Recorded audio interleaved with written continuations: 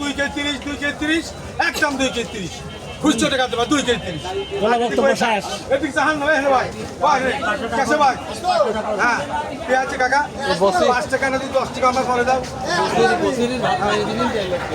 আপনি পরে আমার 10 টাকা দাও। আমি তো সরাই দিচ্ছি আবার আরেকটু রাখবা। বাকি বলা বক্তব্য শেষ। ঢের চা নিয়ে আয় রে।